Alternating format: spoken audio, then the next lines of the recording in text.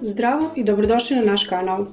Danas ćemo vam u novom ambijentu spremiti jednu vrlo jednostavnu pitu od gotove kore, šunke i kačkavalja. Znači samo 3 sastojka, a veliko uživanje.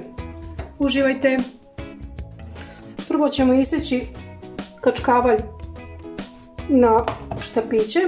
Ne treba vam puno ovako reda.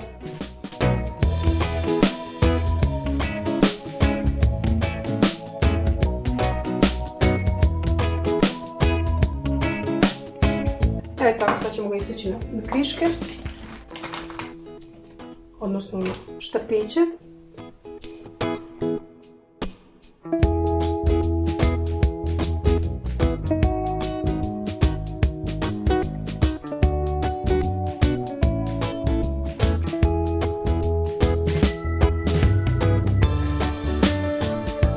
Sad ćemo ovo gotovo testo iseći otprilike na jednake delove,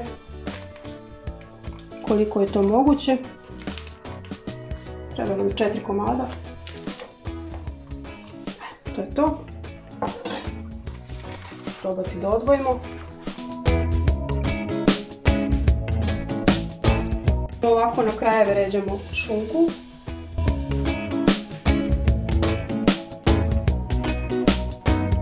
I prstiće od kačkavalja.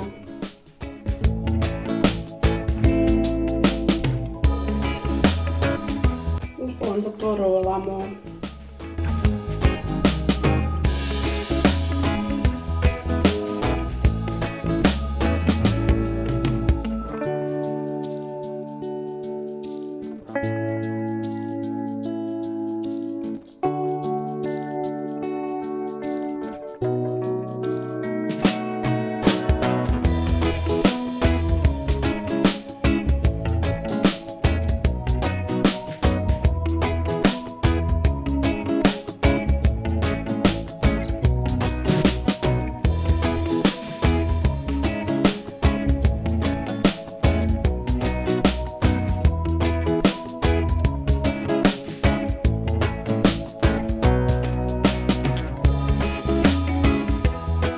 Ćemo to pokušati da malo urolamo, odnosno u krug, da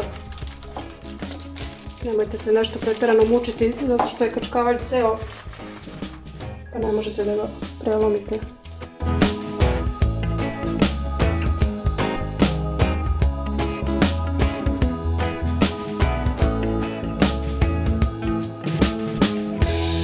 Evo, smotali smo ovu našu pitu u takozvani burek od 3 sastojka. Kad me ovi u Bosni budu čuli, kosa će im se dići na glavi, ali nema veze. Sad ćemo je premazati sa margarinom i jajetom, posuti susamom i staviti u urenu na 220 stepeni dok se ne ispeče, znači prilike nekih 20 do 30 minuta.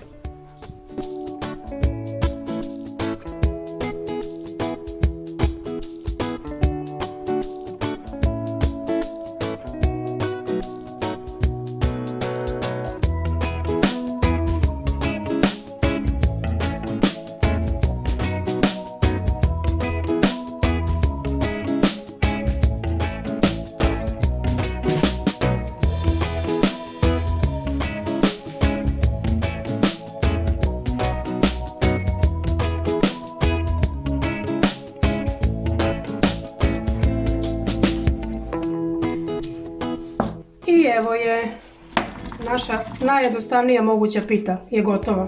Izgleda savršeno, ali ukusno je sigurno, isto ništa manje savršeno. Nadam se da ste uživali, nadam se da vam se recept opao kao i uvek, do sad bar nije bilo primjedbi.